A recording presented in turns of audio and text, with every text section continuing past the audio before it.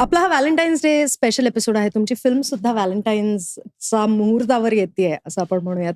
So प्रेमाची व्याख्या sir तुमची अ, काय आहे?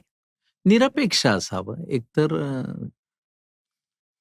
तुमचा पार्टनर जसा आहे तसं स्वीकारता आलं पाहिजे. हं, हं. कारण कोणीच परफेक्ट नसतं. बरोबर.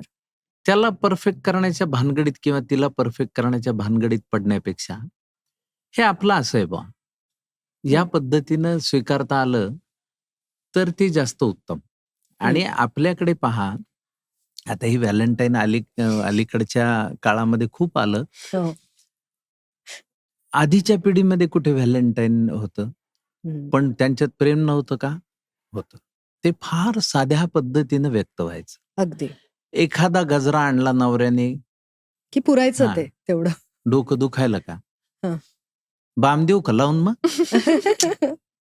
नुसतं दिवसभर वन-वन करत. आता ह्या तिच्या तक्रारीमध्ये सुद्धा त्याच्याविषयीचं प्रेम प्रेम आहे. आहे. अगदी. आणि आपल्याकडे हे सगळ्याच अध्यात्मामध्ये म्हण, कुठेही म्हण, संतांच्या सगळ्या ह्याच्यामध्ये म्हण, प्रेमाला एक फार अंडरलाईन केलेलं आहे. अगदी. तुम्हाला भगवंतावर सुद्धा प्रेम केलं तर तुम्हाला तो मिळेल असंच त्यांचं म्हणणं आहे. हं. आणि ते निरपेक्ष असावं. बरोबर. अपेक्षेसहित कसं असेल?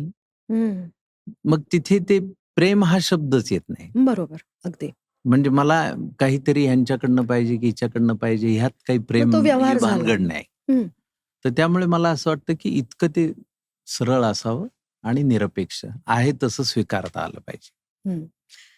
आणि रिंकू तुझ्या पर्स्पेक्टिव्हने आता मला सांग. प्रेम म्हणजे काय? मला तरी असं वाटतं प्रेम ही जगातली सुंदर गोष्ट आहे आणि त्याला एका व्याख्येत हं. अडकू नये. हे झालं कारण डिप्लोमॅटिक उत्तर. नाही, नाही, मी आता खरंच खरं नाही, नाही, मी खरंच सांगते. म्हणजे मला असं गाण्यात वाटतं आलंय ना, प्यार को प्यार ही रहने दो, कोई कोई नाम नाम न ना दो. हां, म्हणजे प्रत्येकासाठी ते वेगळं असू शकतं. बरोबर. प्रत्येकाच्या अनुभवानुसार ते वेगळं असू शकतं. अगोदर सगळ्याच गोष्टी खूप वेगळ्या होत्या. त्याच्यामुळे त्या गोष्टींना लोक भियायचे आणि त्या नात्यात धरून राहायचे, व्यवस्थित राहायचे. आत्ता जर दोघांचं नाही जुळलं, तर लोक नाहीत राहत, सेपरेटही होतात प्रेमात आणि मला वाटतं की ती काही वाईट पण गोष्ट नाही. एकमेकांचं ओझं बनण्यापेक्षा एकमेकांना फ्री केलेलं कधीही चांगलं आहे. पण मला जे माझ्यासाठी पण जी प्रेमाची व्याख्या आहे ती तीच आहे. त्यांनी सांगितलंय तसं, की कसं का असेना आता आपलंच आहे ते, असं म्हणून त्या प्रेमाकडे बघावं. हं. आणि मी पण फार काही अपेक्षा असणारी मुलगी नाहीये प्रेमात. माझं आहे की ते प्रेम फक्त आत्ताच्या पिढीत ते फक्त माझंच असावं एवढीच माझी अपेक्षा आहे. किती आणि बेसिक अपेक्षा आहे. कारण आता म्हणजे हो ना, घडीत ते इथं असतं, घडीत ते तिथं असतं, घडीत ते कुठे असतं माहित नाही. Correct. एका वेळी किती जणांना लोक डेट करतात, वेगवेगळ्या शिप्स आलेल्या आहेत हो, आपल्याकडे I आणि know. मी वाढली पण गावाकडे. करेक्ट. त्याच्यामुळे मला रिलेशनशिप किंवा हे ट्राय करून बघू, असं राहून बघू. हां, म्हणजे मला ते असं वाटतं की ते हं. इमोशन सोबत खेळणं झालं. म्हणजे 1 हं. वर्ष राहिलो तर आपण इमोशनली एकामध्ये गुंततो आणि पुढच्या नक्कीच. वर्षी मग आता मला नाही जमत, तू जा. हं. म्हणजे काय भाई असं नाही ना होत. बरोबर. त्यामुळे मला असं आहे की मी ज्याच्यावरती प्रेम करीन किंवा जो कोणी आता येईल बाबा की आपण प्रेम करूया, तर आपण नवरा बायको म्हणून असेल तर येईल, जो की एकमेकांची जबाबदारी घेण्याची ताकद तुमच्यात असेल तर हं. ते करा आणि शेवटपर्यंत निभवा. हां, मला ते धरसोड नात्यांमध्ये आणि प्रेमामध्ये नाही नाही आवडत. आवडत. सो आपला व्हॅलेंटाईन्स डे स्पेशल असल्यामुळे आणि तुम्ही दोघंही 2 वेगळ्या पिढ्यांमधले असल्यामुळे आपण सध्याच्या जेन झी आणि जेन अल्फाच्या ज्या टर्मिनॉलॉजीज आहेत, हां, त्याच्याबद्दल जरा डिस्कशन करूयात. हं. मला तुमच्या रिएक्शन्स हव्या आहेत. पहिली जी टर्म आहे ती आहे सिच्युएशनशिप.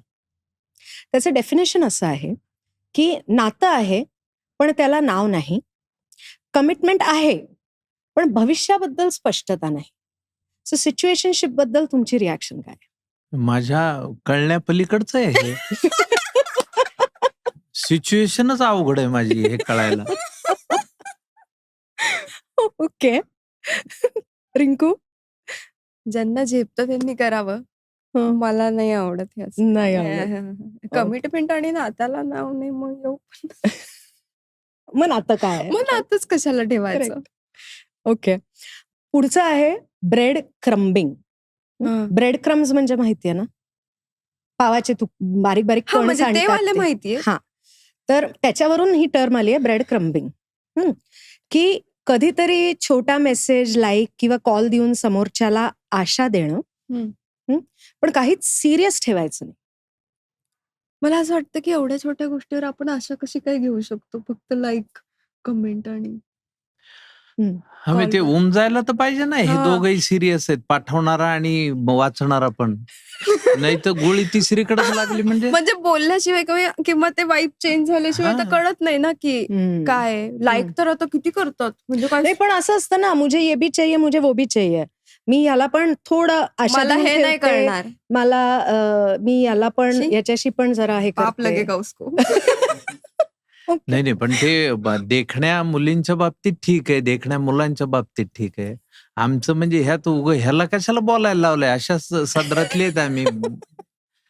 हिलाही आशेवर ठेवा, हिलाही आशेवर ठेवा. पण सर, बापरे! मला असं वाटतं की ह्या सगळ्या गोष्टी मे बी आधी पण असतील. आता ना एक्सप्लोर करायला आपल्याला खूप मार्ग आहेत किंवा आता आपण ना खूप ओपनली ह्या गोष्टी सांगतो. म्हणजे त्याच्याबद्दल ह्या सगळे बोलतो आपण. रिलेशन्स. मला वाटतं की ते माणसं म्हणून हे प्रत्येकामध्ये असणार आहे. म्हणजे मी वाईट ह्यानी नाही म्हणत आहे काय, नाही. पण आता आपण खूप ओपनली सगळ्या गोष्टी डिस्कस करतो, बोलतो आणि एक क्लिअरिटी देतो. मला ते सिच्युएशनशिपचं पण आवडलं की तुम्ही क्लिअरिटी देता, मग त्याच्यात पडायचं का नाही पडायचं हे तुमच्या हातात आहे. असं पण मग आहे. मग पडला तर मग पडा स्वतःच्या मर्जीवरती, आणि माहिती अगोदर तर मग नका पडू. बर, ठीक आहे. Next term, love bombing. म्हणजे काय? म्हणजे सुरुवातीला खूप जास्त प्रेम, लक्ष, भेटवस्तू देणं आणि नंतर अचानक इमोशनली दूर होणं, गायब होणं. त्याच्यावरतीच हा बॉम्ब फोडा असं हो, म्हणजे सर इमोशन्सशी कसं कोणी कोणाच्या खेळू शकतं यार. मला नाही आवडत कोणाच्या इमोशन्स. सर, लव्ह बॉम्बिंग बद्दल तुमचं काय मत आहे? नाही, चूक आहे. बॉम्बिंग कुठलंही चुकीचं आहे. पण लव्ह बॉम्बिंग हे आता प्रेमाच्या बाबतीत आहे म्हणून ठीक आहे. आपल्या इंडस्ट्रीमध्ये पण थोडंफार असं बॉम्बिंग चालतं असं नाही का वाटत? की आपली फिल्म आहे तोपर्यंत आपण अगदी एकमेकांच्या प्रेमात हो, असतो. हो, हो. ते मात्र आहे इंडस्ट्रीमध्ये. कारण असं आहे की त्या फिल्मच्या सेटवर आपण इतकं एकमेकांशिवाय राहू शकत नाही, इथपर्यंत आपण बोलतो हो, एकमेकांशी. अगदी. ज्या दिवशी पॅकअप होतं, त्या दिवशीपासून दुसऱ्या प्रोजेक्टला भेट होईपर्यंत काही नसतं. हो. तिथे भेटल्यावर अरे अरे! किती दिवसात पुन्हा तेच सुरू. आता तो इंडस्ट्रीतला एक भाग आहे, त्याला काही दुसरा पर्याय नाही. हं. मग ते सांगताना म्हणायचं की आमचं असं आहे की आम्ही बरेच काळ भेटत नाही, पण जिथं भेटतो तिथून तिथून मैत्री कालपासूनच पुढे आम्ही सुरू. कंटिन्यू सुरू करतो. Correct. ती अपरिहार्य आता त्याला काय. राईट. बेंचिंग. म्हणजे तुम्हाला मुख्य पर्याय न बनवता बॅकअप म्हणून बाजूला ठेवणं. पण हे कळतं सांगून असतं का? I doubt. कारण असं कोण ना, मी तुला बॅकअप म्हणून ठेवलाय हा असं म्हटल्यावर कोणता मुलगा किंवा मुलगी थांबेल? पण मग ते कळणार मला पण नाही कळत. हा, म्हणजे ते स्टेपनी सारखं हा, स्टेपनी सारखं की हे जर याच्याबरोबर पंक्चर नाही. झालं टायर तर तुला बसवण्यात येईल. हा, अरे बाप. बरोबर. Very bad. बॅड म्हणजे गाडी पाहिजे त्यासाठी, स्टेपनी पाहिजे, सगळं पाहिजे ना. तर होईल ना ते. एखाद्याच्या हे बघ, एखाद्याच्या नशिबात इतका एकटेपणा असतो की त्याने भुईमुगाची शेंग जरी फोडली तरी एकच दाणा निघतो. त्या माणसाने काय स्टेपनी 2-2 आणि त्याला कसं होईल ते? Okay, okay. म्हणजे तुम्ही दोघं वेगळ्या जनरेशनचे आहात असं मी जे समजत होते त्याच्यामध्ये जरा चूक आहे असं मला वाटायला लागलं आता. गावची लोक ना. ओके, चांगली गोष्ट आहे पण. ओके, अजून एक आहे ट्रॉमा बॉन्डिंग. ट्रॉमा दुःखावणाऱ्या किंवा टॉक्सिक अनुभवांमुळे तयार झालेलं नातं, ज्यातून बाहेर पडणं कठीण होतं. की इतकं ट्रॉमा होतो त्या रिलेशनशिपमध्ये की तेच आवडायला लागतं. मरावा आवडतंय तर आपण काय पण कोणाला हे सापेक्ष आहे. पण इट इज डेफिनेटली ट्रॉमा हे आपल्याला माहिती असतं. म्हणजे जसं हे असतं ना, की किडनॅपरशी एक नातं तयार होतं, ज्याला किडनॅप केलंय हां, त्याचं. हां. तशा प्रकारचं ते नातं असतं. वाटतं नाही सहन करायला पाहिजे असं आणि बाहेर पडावं, जर स्वतःला इतका त्रास होत असेल हां, तर. म्हणजे मग त्याच्यामुळेच मानसोपचार तज्ञांची गरज जास्त वाढली ना हो. आता. हं.